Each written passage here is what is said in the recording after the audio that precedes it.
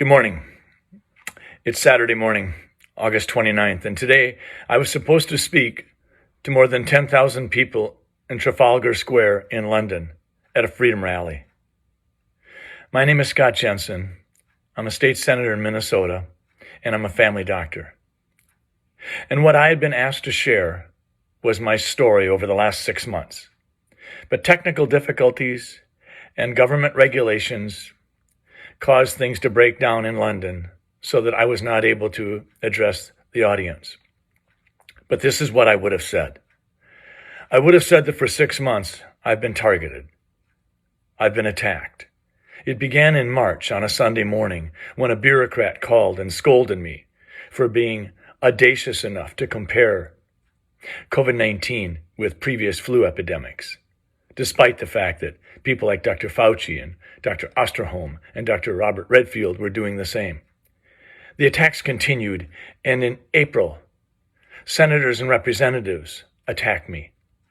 I was told that because I thought there might be a different way to look at the rigid lockdown Minnesota was suffering under, that my idea of opening up safe businesses was beyond irresponsible. And when I was holding a press conference on insulin, the House Majority Leader had the audacity to intrude on the press conference, raise his hand, and protrude his middle finger at me. Later on, he apologized, saying that he was in the heat of the moment.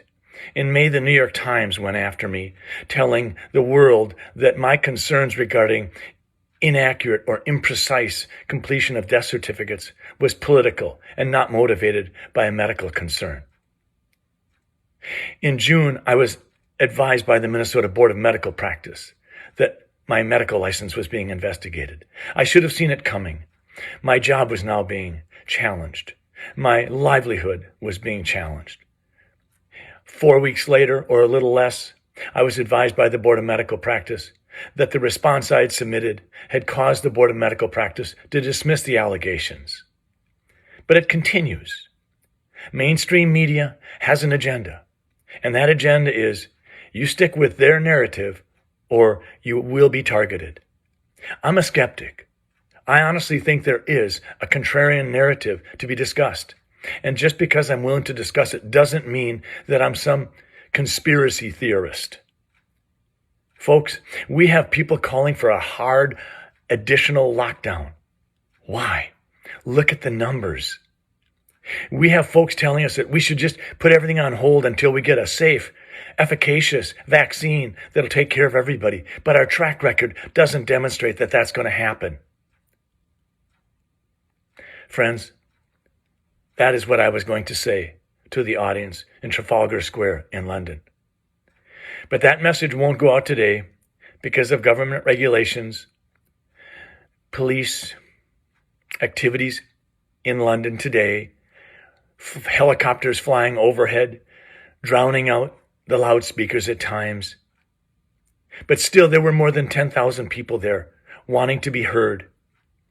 I want to say thank you to those 10,000 people because, quite frankly, they and many others like them are the ones who came alongside me and gave me and my family support while I have endured attacks over the last 6 months. This battle will go on. We have got to remain engaged. And around the world, it's happening. So if you're feeling frustrated and anxious and alone, don't. We are many. We are many more than people realize. We are not conspiracy theorists. We are people that say we can talk about contrarian narratives. We can be skeptical and we can think for ourselves and we don't have to be frightened. The fact of the matter is, we do not want the data quality to be compromised. We do not want government expanding just because it can in a time of emergency. And we do not want individual rights to be taken away from us and stolen. So hang in there, folks. Today in London, thousands and thousands of people are gathering, and they're staying engaged just as we should. Have a good day.